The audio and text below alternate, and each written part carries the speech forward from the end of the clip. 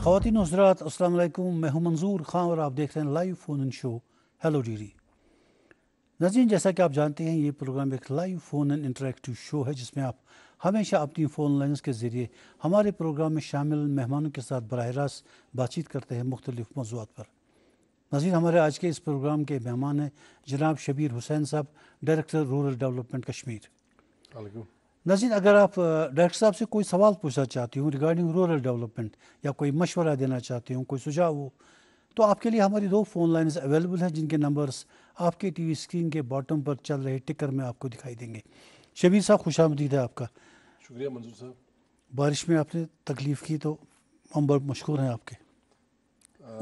बहुत बहुत शुक्रिया। मुझे लगता है कि मुझे ज़्यादा काम होते हैं आपके पास, मजबूरी हो जाती है आपके पास आना, तो मैं आ गया। सर, ये जो आपका डिपार्टमेंट रूरल डेवलपमेंट डिपार्टमेंट है, आप जो रूरल एरियाज़ की डेवलपमेंट करते हैं, किस तरह की डेवलपमेंट करते हैं? What is the modus operandi? क्या आप उनको शहर बनाना चाहते हैं? नहीं नहीं, बिल्कुल ऐसा नहीं है। देखिए, शहर अपनी जगह है और गांव अपनी जगह है, लेकिन चूंकि आपको पता है कि अगर हमारे गांव खुशहाल होंगे तो जाहिर सी बात है शहर भी खुशहाल होंगे। नहीं, खुशहाल तो होना चाहिए गाँव को। गाँव में जो बेसिक इम्यूनिटीज़ हैं उनका जो उनकी फराहमी जो यकीनी बनानी होती है, तो उसमें हम लोग कोशिश हैं कि लोगों को रूरल कनेक्टिविटी में हम उनकी हेल्प करें। गांव के और जो छोटे छोटे मसले हैं, ड्रेनेज का मसला है या फिर खेतों की तरफ रास्ते बनाने का जो है, तो ये सारी चीज़ें ऐसी हैं कि जो रूरल एरियाज़ में लोग रह रहे हैं उनको सहूलियात बाहम पहुंचाने का एक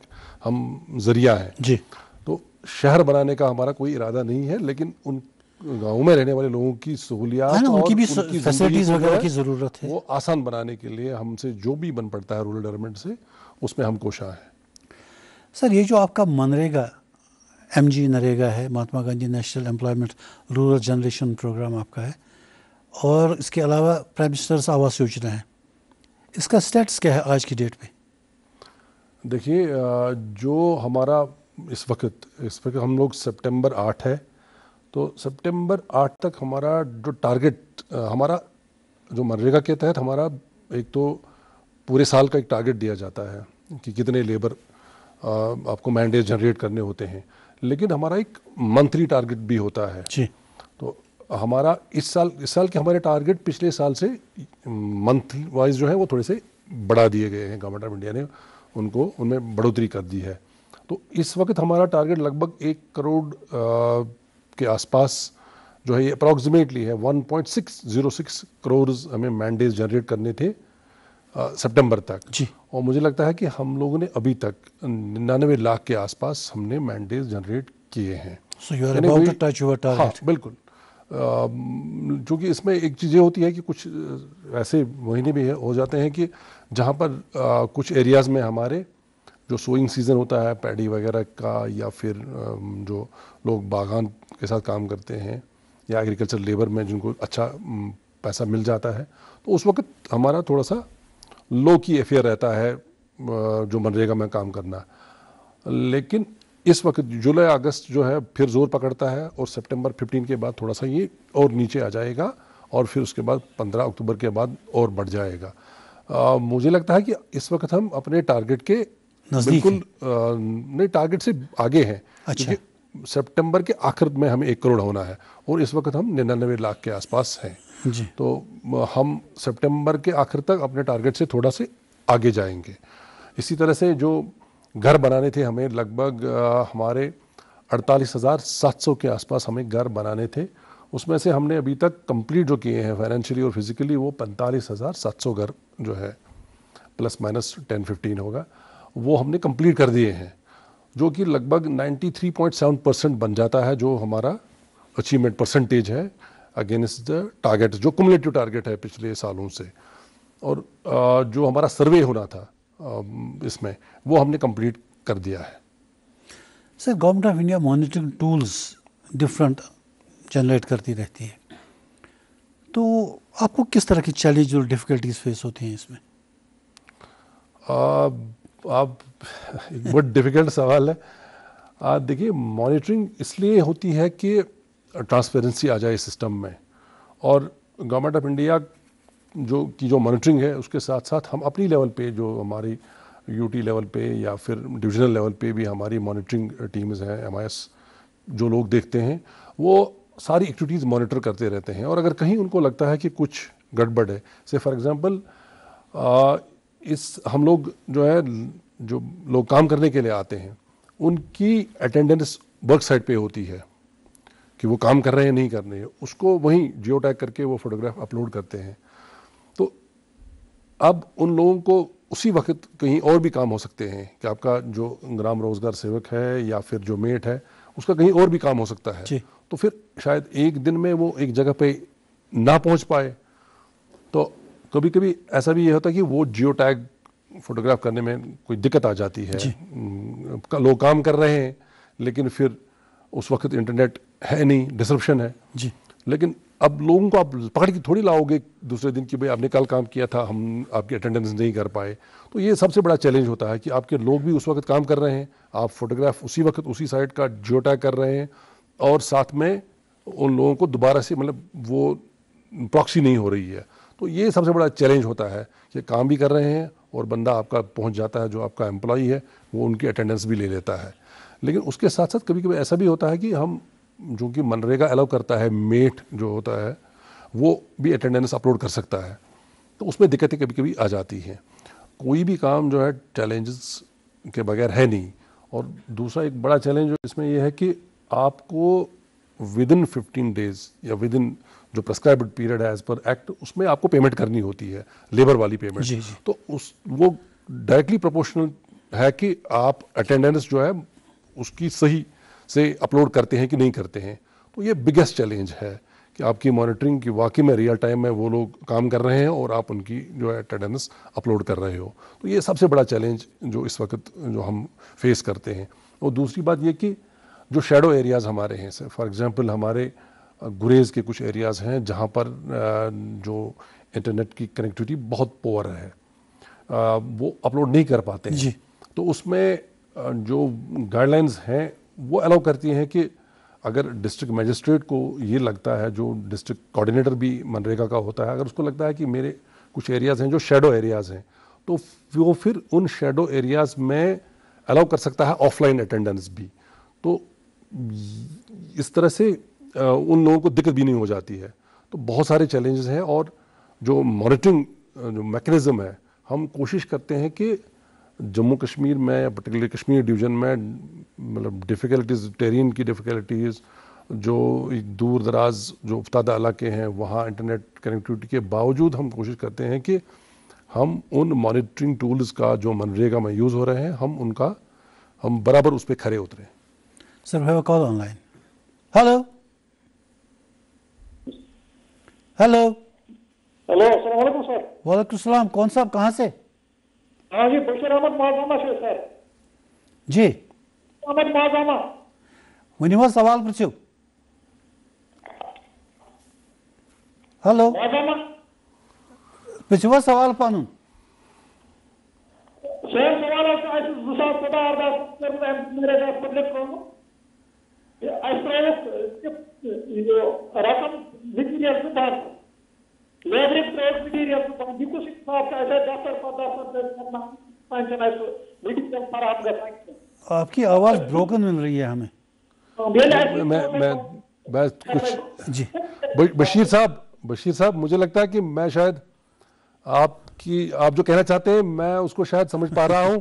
आपका ये कहना है कि 16-17 में 17-18 में आपने कुछ काम किए हैं जिसका पैसा आपको नहीं मिला है। नहीं मिला, मटेरियल का पैसा नहीं मिला सर। बिल्कुल सही है। 16-17 और 17-18 में जिन बहुत सारे ऐसे एरियाज़ हैं जिन्होंने मनरेगा में काम किया है, लेकिन उसमें जो रेशो होता है मटेरियल का और लेबर का वो उसे तजावुज़ कर गए हैं। यानी कि 60 और 40 का रेशो होता है कि लेबर आपका 60 होना चाहिए और मटेरियल 40। तो कुछ एरियाज़ ऐसे हैं कि जहां 16-17 और 17-18 में ये लोग उससे तजावुज़ कर गए हैं। ये हमने गवर्नमेंट ऑफ इंडिया के साथ उठाया है। वो चाहते हैं कि उनके साथ रिकनसाइल फिगर हो। 16-17 का बहुत मुश्किल है, लेकिन 17-18 के बाद के जो साल हैं जहां उनको लगता है कि जहां हम उस रेशो से बाहर नहीं गए हैं तो वो पैसा इनको मिल जाएगा। सर ये जो आप थोड़ी देर पहले बात कर रहे थे, ये टैग नहीं हो पा रहा या उनकी अपलोड नहीं होती उनकी अटेंडेंस वगैरह, क्या इस तरह की पॉसिबिलिटीज़ हैं कि ठेकेदार, प्राइवेट जो एंटिटी है या ऑफिशियल्स अटेंडेंस का कोई मैनिपुलेशन करें? बिल्कुल करते हैं। जो एक कॉल आई है, माजहामा से कॉल आई है, इस पंचायत में भी हमने देखा कि ये लोग प्रॉक्सीज यूज़ कर रहे हैं, यानी कि ये अटेंडेंस जो है मैनिपुलेट करते हैं। रात के 12 बजे काम कोई नहीं करता है तो रात के 12 बजे इन्होंने फ़ोटोग्राफ अपलोड की है। अच्छा। तो इन्होंने क्या, ये कभी कभी ये करते हैं कि फ़ोटोग्राफ उठा लेते हैं, वो दिख जाता है। सर्दियों में आप जब बर्फ़ हो रही होती है तो पीछे से आपके ग्रीन एनवायरनमेंट में तस्वीर अपलोड हो जाती है। तो इससे हमें थोड़ा सा अंदाज़ा हो जाता है कि भाई कोई मैनिपुलेट कर रहा है हमारी अटेंडेंस। और जिस हल्के से ये हमें बस कॉलर आया था, तो इस हल्के में भी हमने ये ऑब्ज़र्व किया है कि वहाँ से ये लोग अटेंडेंस जो है एक बड़ा संगीन जुर्म है। और हम आपके इस शो के थ्रू अपने जितने सारे लोग हमारे साथ काम करते हैं, जो मेट हैं या फिर जो लोग आते हैं काम करने के लिए और फिर किसी वजह से वो लालच में पड़ जाते हैं और फिर वो अटेंडेंस को फेक कर देते हैं या फॉर्ज कर देते हैं। जी जी जी। तो मेरी उनसे गुजारिश है कि ये इन चीज़ों से बाज आ जाएं, क्योंकि ये सारी चीज़ें आज के ज़माने में जब आपकी टेक्नोलॉजी इतनी एडवांस्ड है तो ये चीज़ें ट्रेस हो दिख जाती जाते हैं, आराम से ट्रेस हो जाती जी, हैं। जी। और नॉर्मली भी हम लोग का जो मॉनिटरिंग सिस्टम है वो इन चीज़ों को आराम से पकड़ लेता है। और ये जो अभी कॉलर थे हमारे, तो इसके एरिया में हमने ऑब्ज़र्व किया है और उनके खिलाफ कार्रवाई भी की है।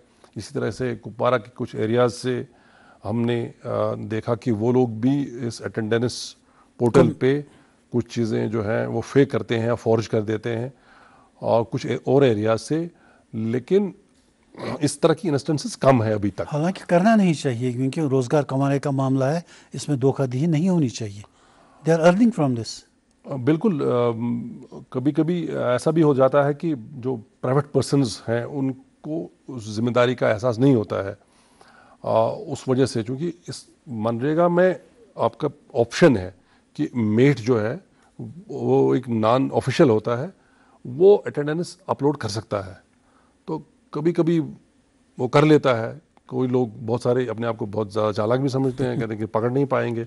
और एक प्लस इनका है कि 15 दिन के बाद जो है ये फोटोग्राफर्स जो है ऑटो डिलीशन में चले जाते हैं, साइट पे नहीं रहते हैं। क्या स्टेप्स आपने लिए हैं इसको कर्व करने के? देखिए, हमारा डेली मैकेनिज्म है। हम लोग हर दिन जो है यूटी लेवल पे भी लगभग जितने सारे दिन में फोटोग्राफ्स इस हमारी जो इस मनरेगा सॉफ्ट पे जितने सारे फोटोग्राफ्स अपलोड हो जाते हैं उन सब को डाउनलोड किया जाता है और फिर उनकी एक टीम जो है वो देखती है। हमारे डिविजनल लेवल पे भी हमने एक टीम रखी है जो कि सारे फोटोग्राफ्स को है डाउनलोड करती है।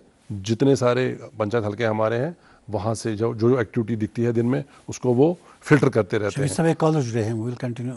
हेलो हेलो जी। हेलो, अस्सलाम वालेकुम। वालेकुम सलाम। अपना तारुफ दीजिए साहब। जनाब वालेकुम। क्या छो नाम जनाब? गुलाम अहमद येतु नागांव। हाँ गुलाम से वनियो। जनाब डायरेक्टर सलाम, अस्सलाम वालेकुम। वालेकुम सलाम। जनाब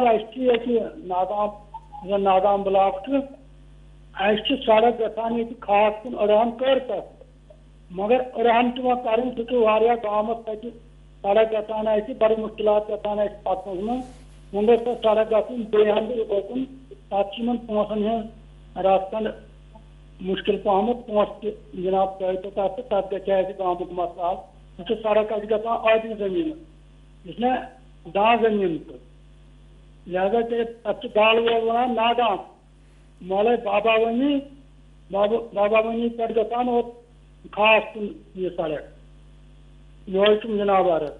अच्छा गुलाम ये तो सब अगर ये बोड रोड यह PMGS में करो। अगर ये लकट वत अगर 1 किलोमीटर तह 1.5 किलोमीटर 2 किलोमीटर बनावन, मगर अगर ये तम खुद ज्यादा बड़ तो पे मैकडम कर तम खतर पे तुम PMGS वाई गन।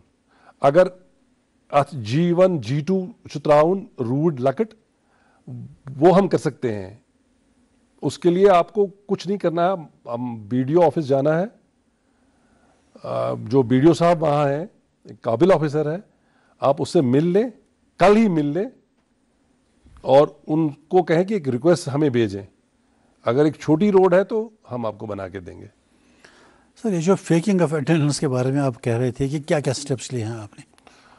जैसा कि मैं आपको बता रहा था कि हम सारे जो फोटोग्राफ्स दिन में अपलोड हो जाते हैं, तो हमारी जो टीम है, 4 लोगों की एक टीम है, वो देखती है ये और उसमें से फिल्टर करते हैं कि कहाँ हमें लगता है कि भाई ये अटेंडेंस फेक फेक है। से फॉर एग्जांपल एक फोटोग्राफ है जिसमें 8 लोग हैं, तो वो 8 लोग, जो कि बैकग्राउंड आपको पता है फोटोग्राफ का, लोग पता है कपड़े कैसे पहने हैं, पीछे क्या है बैकग्राउंड उनका, तो एक वर्क साइट है, उसका नाम लिखा हुआ है, फिर ये 2 या 3 दिन के बाद किसी और वर्क साइट में यही फोटोग्राफ दिखती है, तो दिख जाता है कि ये फेक अटेंडेंस कर रहे हैं।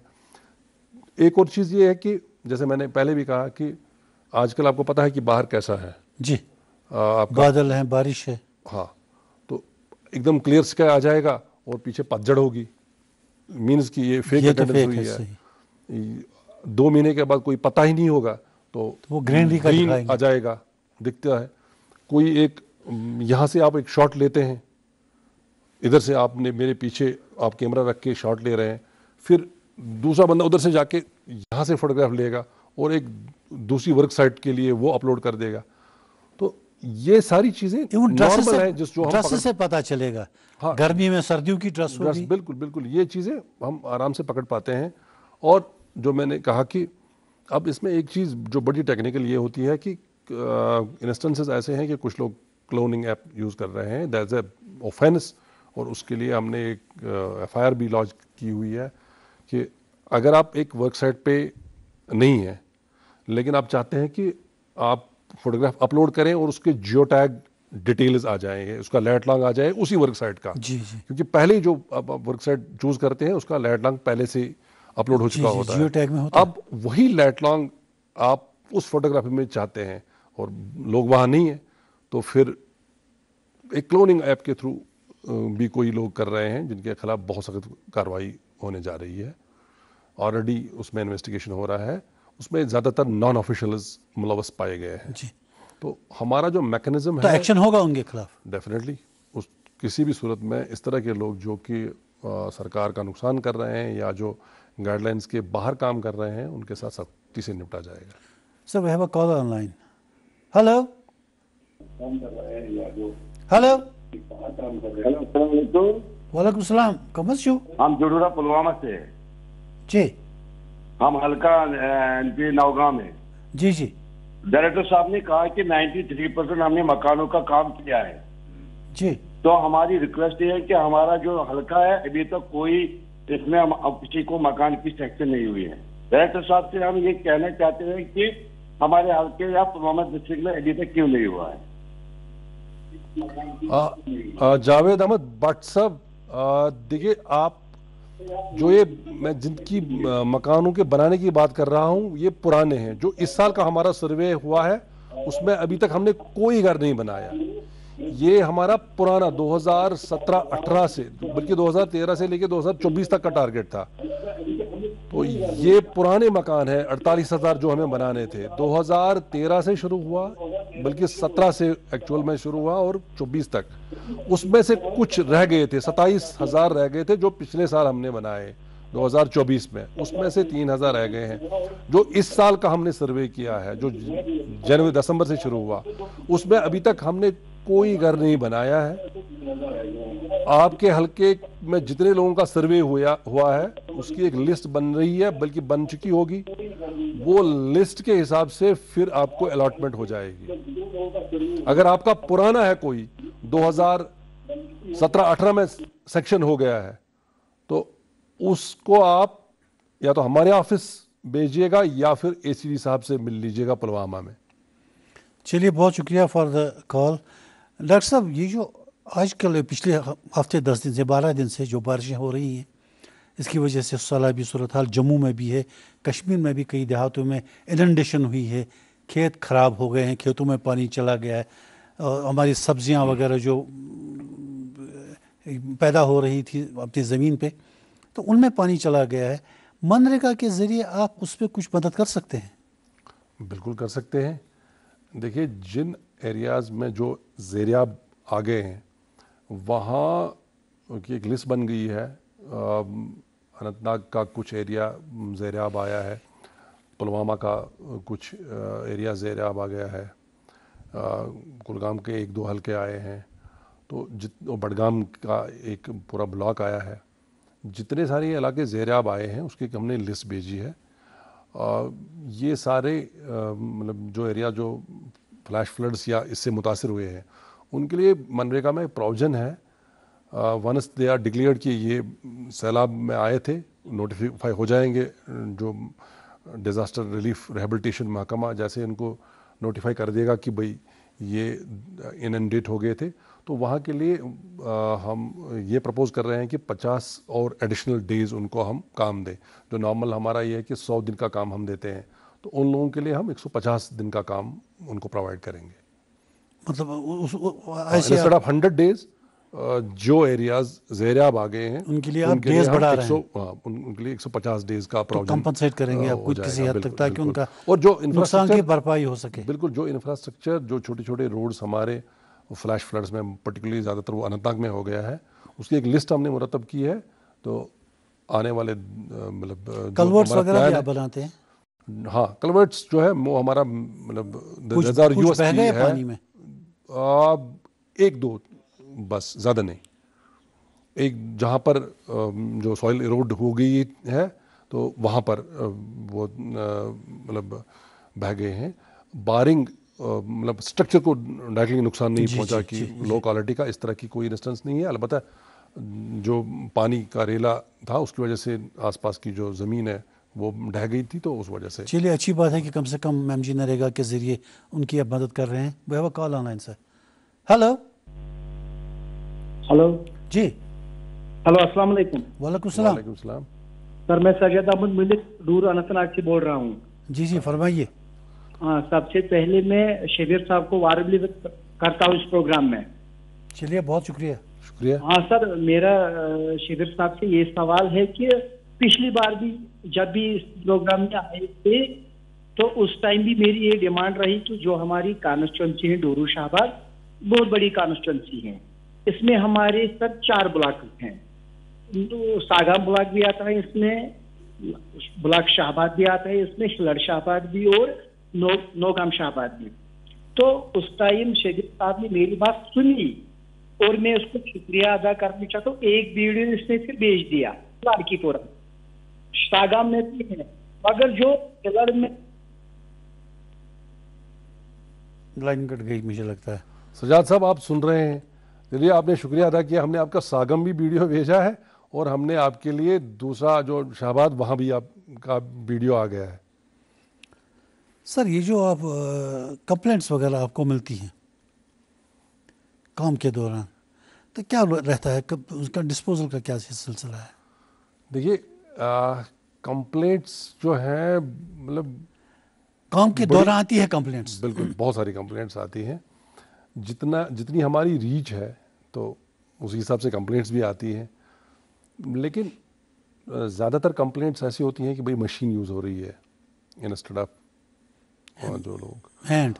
हाँ, लेकिन इंस्टेंसेस हैं कि मतलब कहीं कहीं पर मशीन भी यूज़ होती है, लेकिन वो उन एरियाज़ में जहाँ पर कोई कटिंग है ज़्यादा, जिस पे कि मज़दूर काम नहीं करना चाहते हैं क्योंकि ख़तरा रहता है, तो उन जगहों पे ज़्यादातर मतलब इस तरह की कंप्लेंट्स आती हैं। और कभी कभी ऐसा भी है कि जो डिलेड पेमेंट्स हैं, हालांकि हमारी जो परसेंटेज ऑफ जो पेमेंट जो with in the prescribed period है वो लगभग 98% है। लेकिन कभी कभी किसी वजह से जो कोई कहीं रिटायर हो जाता है बंदा, तो उसके नाम की जो डिजिटल सिग्नेचर्स होते हैं, या फिर कहीं तबादला किसी का हो जाता है, या कोई और वजह भी हो सकती है, कभी कोई मुलाजिम सस्पेंड वगैरह होता है, तो उस दौरान उस हल्के में पेमेंट डिले हो जाती है। तो इस तरह की शिकायतें भी बहुत आती हैं कि सर हमारी पेमेंट जो है लेबर की डिले हो गई है। और पिछले 2-3 साल से हम एक चीज़ और देख रहे हैं कि हमारी मटेरियल जो पेमेंट्स हैं वो नहीं आती हैं। मतलब अगर हम इस साल का अब तक देखें, लगभग हमने लेबर में 273 लगभग 273 करोड़ की पेमेंट्स अब तक हमने की होंगी, और उसमें खाली 23 करोड़ की जो है प्लस एक तो 273 और प्लस 23 करोड़ जो है पेमेंट हमने मटेरियल की है। तो वो जो मटेरियल डिले जो है उसकी वजह से हमें दिक्कतें भी हैं और उसकी वजह से हमें कंप्लेंट्स भी हैं, जो जेन्युइन ग्रीवांस भी कह सकते हैं हम, वो है, वो हम मानते हैं कि उसमें थोड़ी सी जो है हमारी तरफ से जो है डिले हो जाता है। सर एक कॉलर जुड़े हमारे साथ। हेलो हेलो हेलो यहाँ पे शायद बात की तो सुन और सन्ने तो यहाँ पे अम खतर फंड से हेलो तुम वन गोड़ पे सवाल बे वन नाव पन। हेलो हेलो जी जी आप हेलो मोहम्मद पढ़ो बचल बालों पे पृथ्वी सवाल। हेलो सलाम अलैकुम मंजूर साहब। वालेकुम सलाम पृथ्वी सवाल जनाब। अच्छा जसास वो बुलाग कर शांगस दरखास्त अस दीतो ड्रेन एयरपोरा टू नर्सरी पत क्या गो अब्दुल्ला साहब तुम वनु तुम क्या यसान पृथुन दरखास्त कम खतर जाओ तुम ड्रेन हिंद खतर ड्रेन हिंद खतर ड्रेन गए हत लटि अमिस ब्लाक साहबस यहाँ तो सोन दरखास्त सह रजीकी टोकरी मज यहाँ तो फंड सोन बदकस्मती। अब्दुल्ला साहब तुम मनरेगा प्लान पाने बनान गांव वाली तम दो थवान यह प्रायोरिटी पे यह काम तम दो तुम मुश्त ग तम दो थवान सोई कम ये बासू कि सहल तो पोस बनस तुम पे प्रायोरिटी तुम कम गांव कम पंचायत पे छो। हेलो नहीं जी जी उनको इतना ही बोलना कट जाता जी। तो ये आपने इनसे कहा कि ये ड्रेन के बारे में जब ये ग्राम सभा में अपने काम डिसाइड करते हैं तो उसी वक्त ये सारा करें। मनरेगा में हमने जो देखा है कि चूँकि अक्टूबर से शुरू हो जाता है हमारा कि प्लानिंग का जो प्रोसेस है 2 अक्टूबर से शुरू हो जाता है जब महाग्राम सभा हो जाती है। लोग जो पंचायतों में बैठते हैं, फिर ग्राम सभा में जो बैठते हैं, वो क्या करते हैं कि वो बड़ी सी एक विश लिस्ट बना देते हैं कि उनको लगता है कि भाई बस दुनिया जैसे ख़त्म होने वाली है कि वो 40-50 करोड़ का या 3-4 करोड़ का बड़ा सा प्लान बना देते हैं, जबकि उनको पता होती है कि वो कितने सारे लोग जो एक्चुअल में काम करने के लिए सामने आ जाएंगे। एक रियलिस्टिक एक वो बना सकते हैं और प्रायोरिटाइज कर सकते हैं खुद की कितने कौन कौन से इंपॉर्टेंट काम हैं उनके गांव में, उनको प्रायोरिटाइज करें। 5 साल में वो सारे काम हो सकते हैं, पूरे गांव के काम हो जाएंगे। लेकिन इंस्टेड ऑफ डूइंग दैट ये क्या करते हैं, बड़ी सी विश लिस्ट जिसमें फिर आधा वक्त इनका जाता है लड़ाई झगड़े में कि भाई हम ये काम उठाएं या ये काम उठा दें। तो मेरी गुजारिश है, हम अपने लोगों से भी कहते हैं कि इनको जो पंचायत डेवलपमेंट इंडेक्स में कुछ पैरामीटर्स दिए गए जो सस्टेनेबल गोल्स हैं, उन सस्टेनेबल गोल्स के अगेंस्ट कुछ थीम्स यहाँ पर हैं, 9 थीम्स हैं जो कि गवर्नमेंट ऑफ इंडिया चाहती है कि हर एक पंचायत का जो है डेवलपमेंट उन्हीं पैरामीटर्स को जहन में रख के की जाए। तो उसी हिसाब से देखें कि क्या चाहिए उनको गांव में। उनकी पुअर रूरल कनेक्टिविटी है तो वो उसमें रोड्स रख दें, कल्वर्ट्स रख दें। अगर कोई और पैरामीटर है जहां वो चाहते हैं कि इरिगेशन का उनका सही नहीं हो रहा है तो वो उस तरह के काम रखें। तो ये प्रायोरिटाइज काम करना और कामों की लिस्ट जो मुरतब करना वो पंचायत का काम है और लोगों का काम है, लोग खुद तय करते हैं। तो वहीं पर बैठ के इनको चाहिए, जो लोग शिकायत करते हैं वो शायद they are not part of the gram sabha, उनको जाना चाहिए क्योंकि ग्राम सभा नेचुरली ग्राम सभा में ही ये सारी चीज़ें डिसाइड होती हैं कि क्या काम करने हैं और गाँव को किन कामों की ज़रूरत है। बहुत सारे लोगों को गलतफहमी है कि ग्राम सभा ये हो गया कि पंच मेंबर और सरपंच, ऐसा नहीं है। ग्राम सभा पूरा जो इलेक्टोरल जो है पूरा जो जितने सारे लोग जो अडल्ट फ्रेंचाइज में आ सकते हैं 18 साल से ऊपर के हैं, वो ग्राम सभा का हिस्सा है। तो वो पूरी ग्राम सभा है, इसमें पंचायत या फिर सरपंच वो नहीं है, उसका भी एक वोट है, और जो पंच या सरपंच नहीं है उसका भी वही एक वोट है। तो वो आम सहमति से डिसाइड करेंगे वर्क्स भी और प्रायोरिटाइज भी करेंगे वो उसी हिसाब से। डॉक्टर साहब एक और कॉलर जुड़े हमारे साथ। हेलो हेलो जी, अस्सलाम वालेकुम मंजूर साहब। वालेकुम सलाम, कम छो? बस मंजूर अहमद, मे नाम मंजूर अहमद, बस बांडीपुरा तत गांव तत नाम आरे गांव गोना हम नाम छो। चलो सवाल पूछो। अच्छा डायरेक्टर साहब प्रेरित गमत high school higher secondary school सत रूरल डेवलपमेंट कर्म, मगर कम कर तमो लगभग चेन तमो बे बन ड्रेन, तो तथ पे त्रावन सह ग्रेड फर्स्ट ग्रेड सेकंड, सह रोज इथे पे पेंडिंग, तक गई 2 वरी लगभग। बे तथ नार तथ ड्रेन जरूरत, ड्रेन बागन सह ड्रेन बनाव तथ। तुम रहो लाइन पे, डॉक्टर साहब कर क्या कत। अहन ठीक। तुम वन मे तुम यह कुन प्लानस मज थवनोमुत?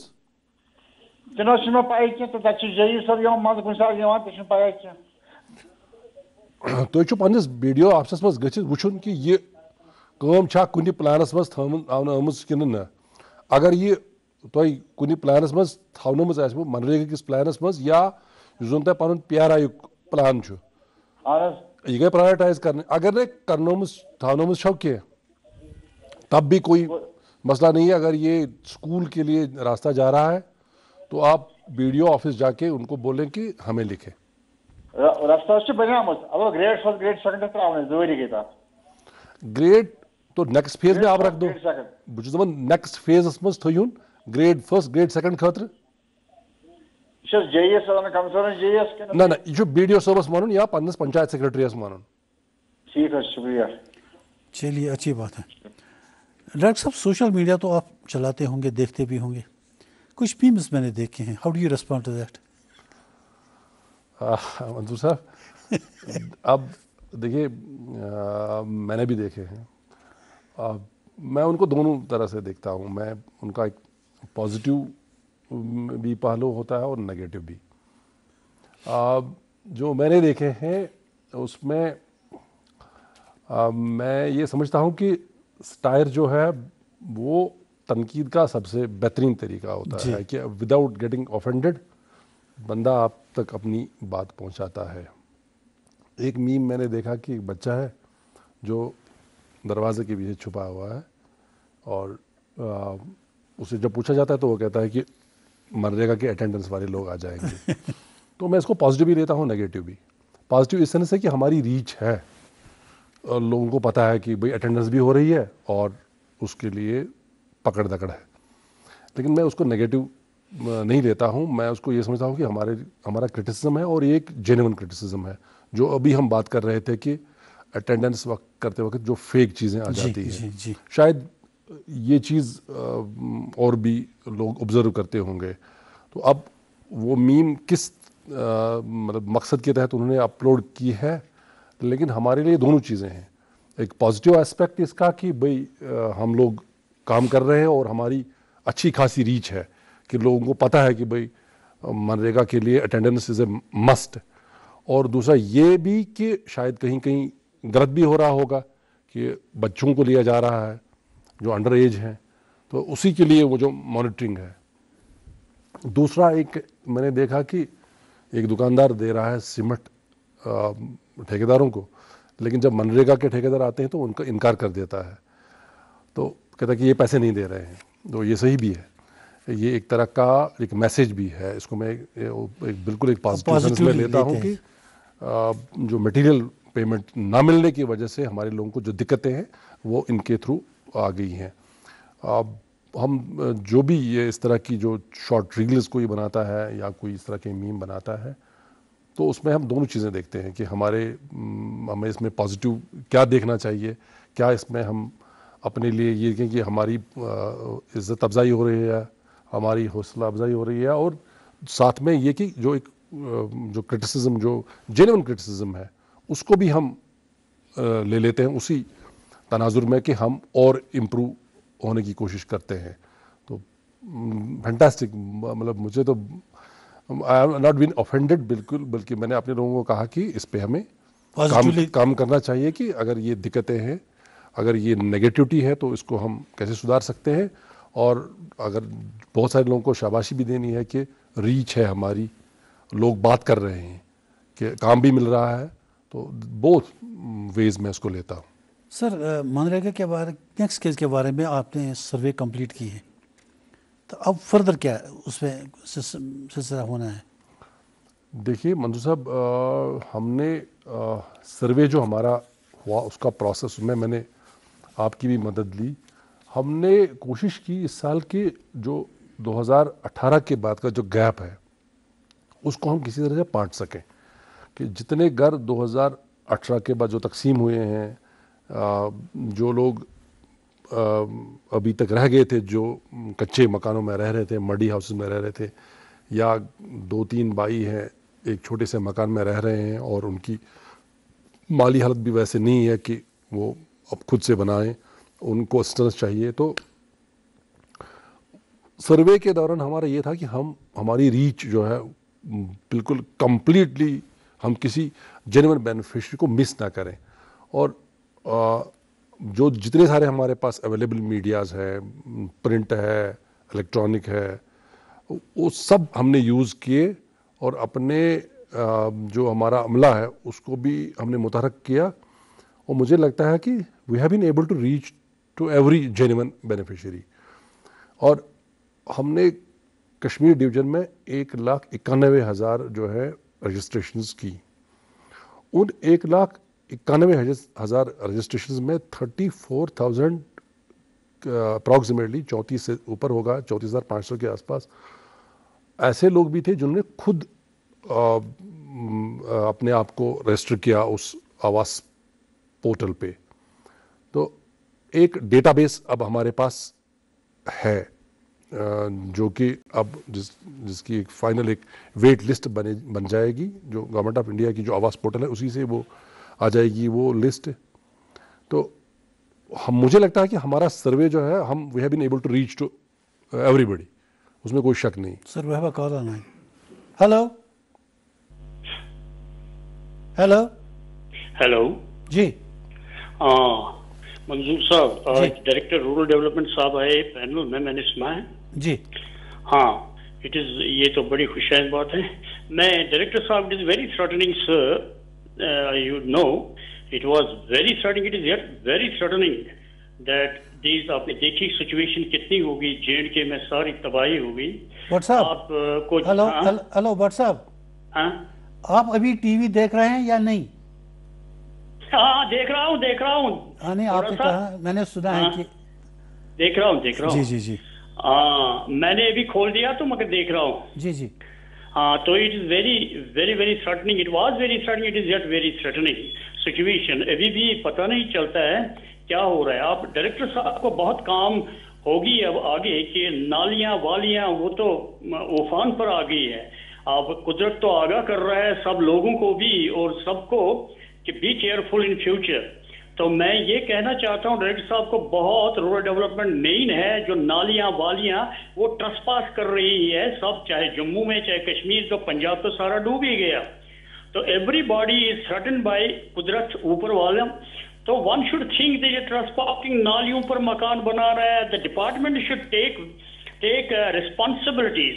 It is everywhere in Delhi भी डूब गया, यमुना ने डुबाया, पंजाब को, बट इट गिव्स वार्निंग दे रहा है ऊपर वाला, क्योंकि जंगल काटे हैं, जंगलों तक अब बनाया, अंडर द जंगल्स बना रहे हैं, ट्रसपासिंग किया, मकान बनाए पहाड़ों पर। अब देखो वैष्णो माता क्या हुआ, उधर डूब गया सब। But people are also responsible. लोगों को भी ये अक्ल करनी चाहिए कि क्या करना चाहिए। और म्यूनिसिपल डिपार्टमेंट जो सैंक्शन कर रहे हैं without thinking, the responsibility lies with the government and some departments. बाकी काम तो करनी है, लोगों को तकलीफें हैं, आबादी भी बढ़ रही है। हेलो भट्ट साहब, मुझे बताइए दिल्ली में सैलाब का क्या सूरत हाल है? तूफान हो गया यमुना में, सारा लाजपत नगर वहां से डूब गया है, तो शहरों में आ गया पानी, एक मंजिल तक आ गया। अब कुछ बच गया, मगर मैक्सिमम तबाही हुई। आप जम्मू में देखो तवी चलिए, ये वहाँ से मुझे रिश्तेदार ने बोला है सब डूब गया। चलिए। यहाँ तालाब चलो, हर जगह दुबई, रूपनगर, हर जगह, गांधीनगर, त्रिकुटा नगर डूब गया। चलिए, बहुत शुक्रिया साहब, बहुत शुक्रिया भट्ट साहब। Thank you thank you thank you.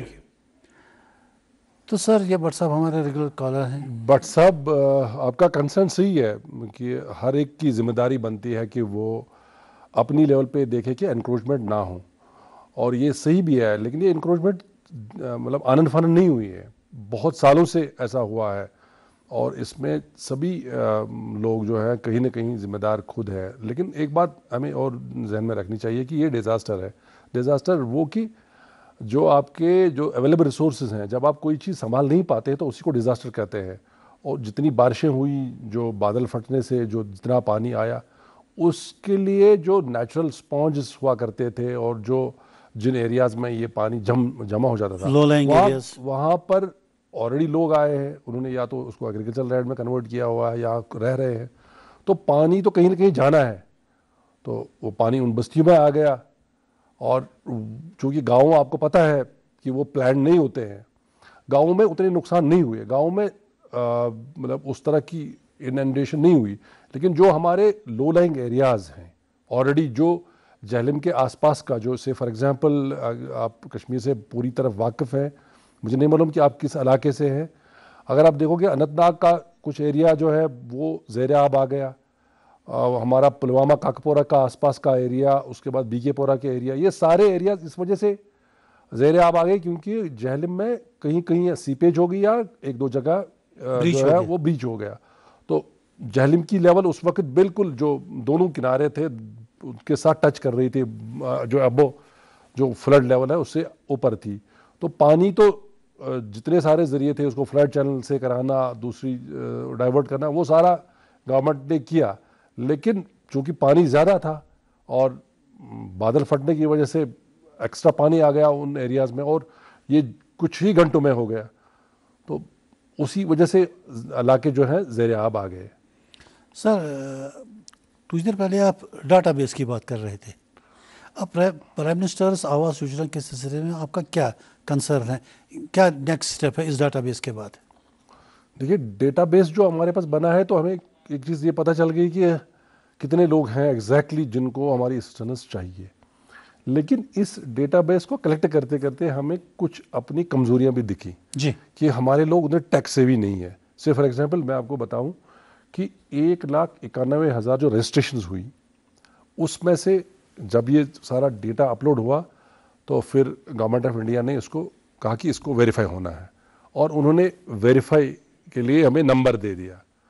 तो जो हमें नंबर दिया गया कश्मीर डिवीज़न को वो था 1,09,000 का, कि हमें 1,09,000 वेरीफाई करने थे।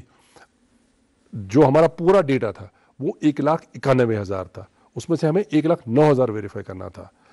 जब हमने पूछा उनसे, हमने कहा कि इसको थोड़ा सा कम कर दीजिएगा, उन्होंने कहा नहीं, ये काम नहीं हो सकता है, ये सिस्टम जनरेटेड है।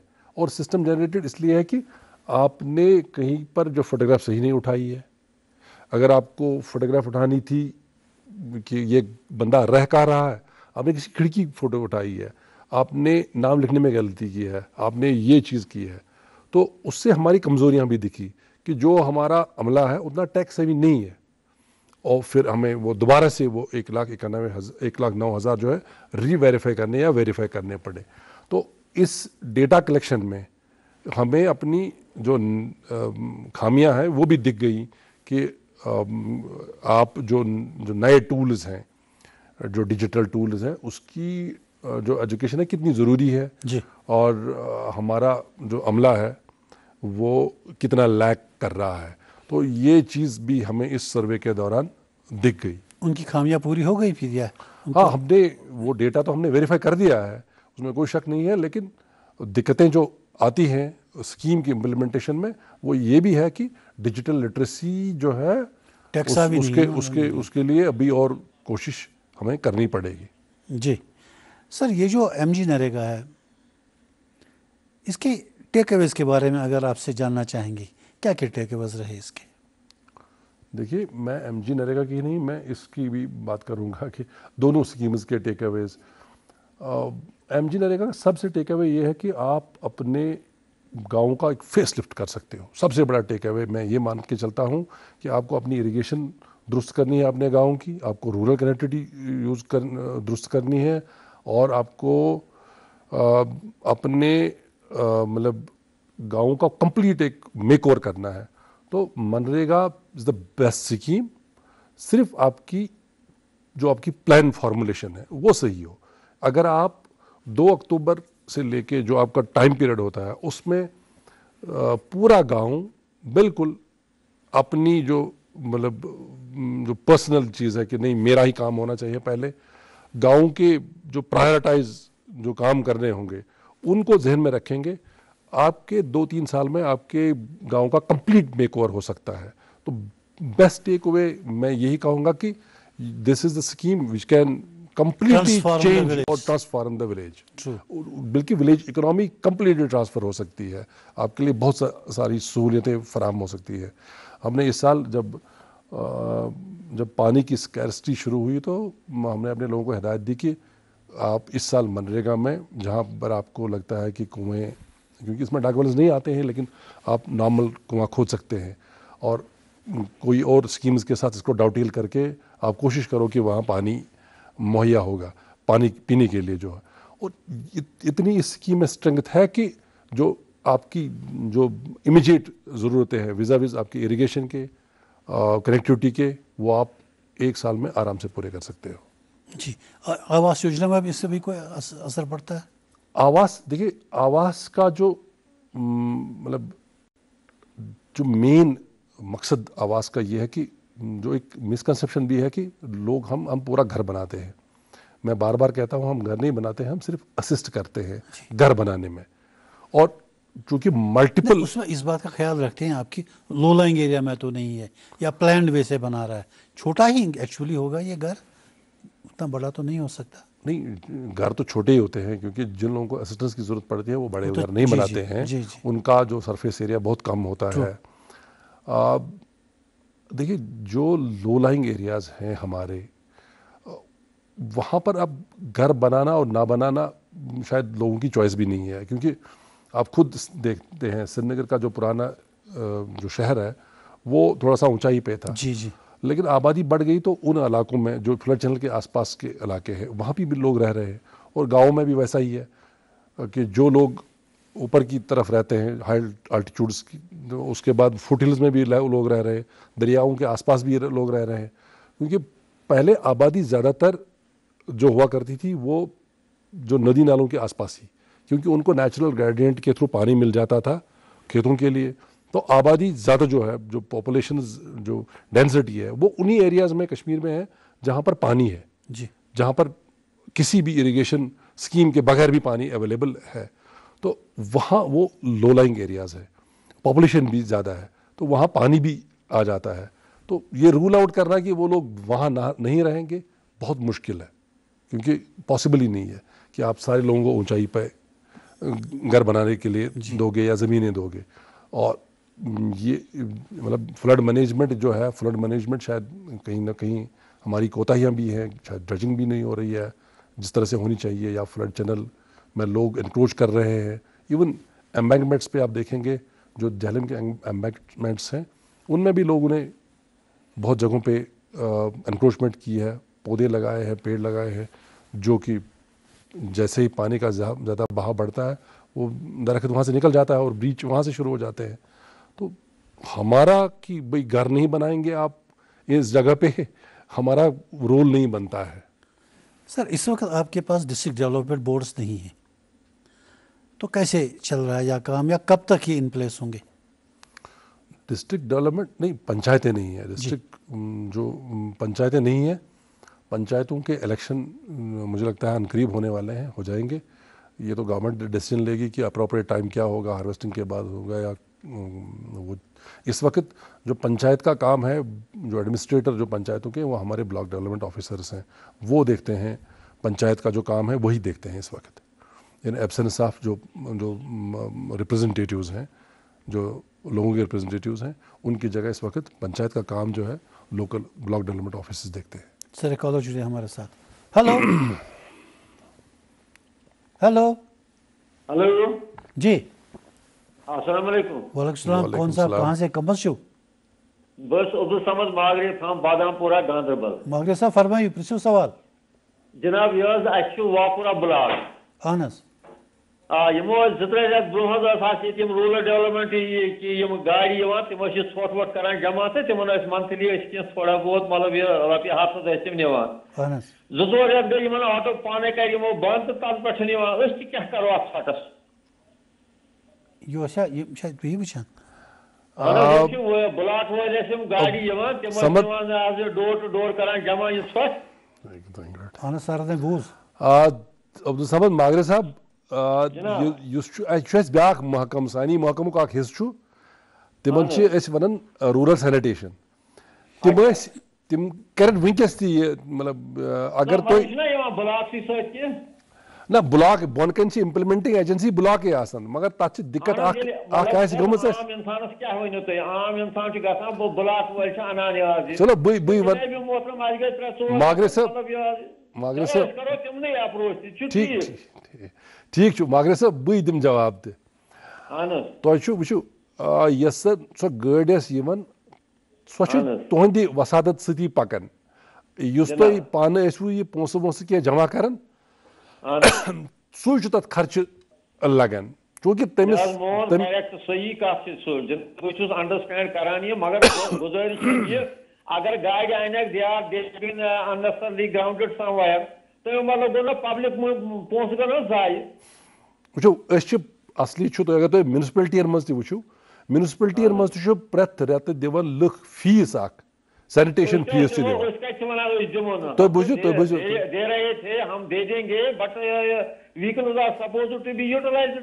बिल्कुल बिल्कुल तुम करो तुम गो पन्निस नजदीकी बीडीओ सबस नश तमिस दपियो तुम यस तुम गाड़ी आज सा बोलान जब हम जाते हैं तो वो कह रहे हैं मतलब I brought it to her notice 2-3 times ना तुम वो डायरेक्टर साहब सत वाकोरा बीडीओ साहब Wakura Ganderbal block Wakura district Ganderbal village Badampura and जरना यम ते सारी तुह एरियाज ना ब्लॉकस मज अगर तुम इंटरेस्टेड छो कि तमिक मतलब गो कि तुहद एरिया सह तिमन सैनिटेशन फीस दिवन क्या वो गवर्नमेंट अमे खतर यह डिस्पोजल खतर कहीं गाड़ अन अम मूजूब कि तुह वात सहूलियत करो यह खर्च बर्दाश्त यह डे टू डे एक्टिविटी अम खतर मामूली फीस 50 पे 100 रुपये सह ज्यादा कह कमर्शियल एस्टेब्लिशमेंटन हंद खतर तम 100 या 200 रुपये फीस हेवन आम हाउस होल्डस तम 50 पे 70 रुपये हेवन अगर तुम 50 पे 70 रुपये दिव तुहंदी लड़क अगर तुही मज कह वॉलंटियर कर कामस मज करो तुही वॉलंटियर तुही हो हम आपको गाड़ी देंगे आप खुद ही वॉलंटियर कर लो हम आपको गाड़ी दे देंगे आप खुद ही संभाल लो। अब सर इस कूड़े को संभालने के लिए एक प्रॉपर जगह की भी ज़रूरत पड़ती है कि वो गलत जगहों पे फिर वहाँ एक और प्रॉब्लम होती है सब सफोकेशन हो गई। सर ये जानना चाहूँगा कि अब ये तो अब मैंने ऐसी आपको मशवरा दिया, आप तो वैसे ही काफ़ी विद्वान है इस मामले में कि क्या करना चाहिए। सर ग्राम सभा जो आपके होते हैं और फिर बैक टू विलेज प्रोग्राम्स, दोनों में आप क्या डिफरेंस समझते हैं या क्या? देखिए ग्राम सभा कम्प्लीटली डिफरेंट है, उसको आप बैक टू विलेज के साथ नहीं जोड़ सकते हैं। बैक टू विलेज एक प्रोग्राम था कि इन एब्सेंस ऑफ जो इलेक्टेड गवर्नमेंट नहीं थी तो उस वक्त लोगों तक पहुंचने का एक ज़रिया ढूंढा गया, तो एक प्रोग्राम लॉन्च किया गया बैक टू विलेज, जिसमें ऑफिसर्स को कहा गया कि आप गवर्नमेंट की मशीनरी उन तक पहुंचे, जाएं गाँव में और देख लें, उनके इश्यूज देख लें, और हर एक गाँव के लिए एक ऑफिसर मुकर्रर किया गया। वो अलग था कि आप जाके गाँव में जाके देख लें कि भाई उनकी क्या मसले मसाइल हैं, और वो एक गैप पाटने का इशू था कि in absence of that elected government. लेकिन जो ग्राम सभा है, ग्राम सभा हर एक इशू पे वो ऑर्गेनाइज कर सकते हैं, लेकिन जो मेन महाग्राम सभा होती है वो 2 अक्टूबर को होती है, गांधी जयंती के मौके पे होती है।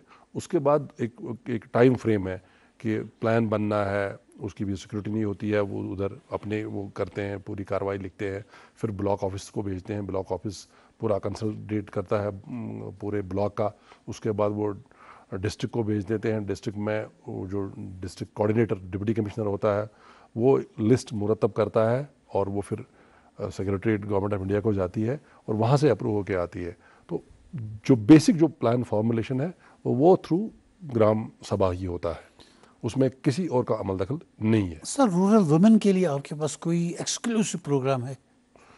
ये हमारा चूँकि मनरेगा में काम करने के लिए आती है, लेकिन बहुत कम आती है क्योंकि आपको पता है कि हमारी ट्रेडिशंस उस मामले में क्या है। लेकिन जो एक्सक्लूसिवली एक हमारी एक जो मतलब एक डिफरेंट ऑर्गन मतलब हमारा रूरल डेवलपमेंट का है, वो है जो नेशनल रूरल लाइवलीहुड मिशन है, जो एक स्कीम हम चलाते हैं। हिमायत भी है, उसमें भी आती है, और ये जो NRLM है उसके तहत जो वुमेन सेल्फ हेल्प ग्रुप्स जो है वो उनकी फॉर्मुलेशन है। वो एक अलग हमारी टीम है जो उसको देखती है उस स्कीम को।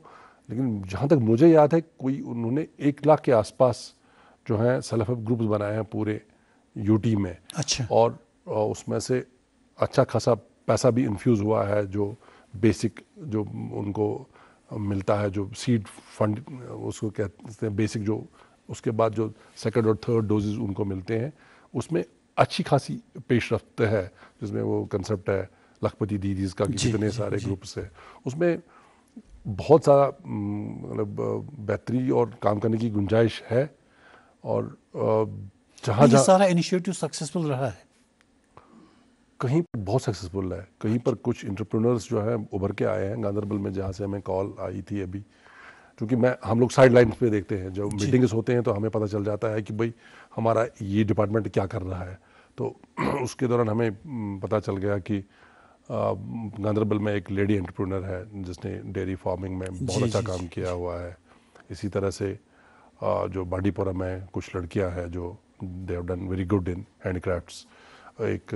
कुछ लड़कियां हैं जो ट्रेंड होके कैफ़े चला रही हैं, इसमें जो मिलेट्स वगैरह के कैफ़े है।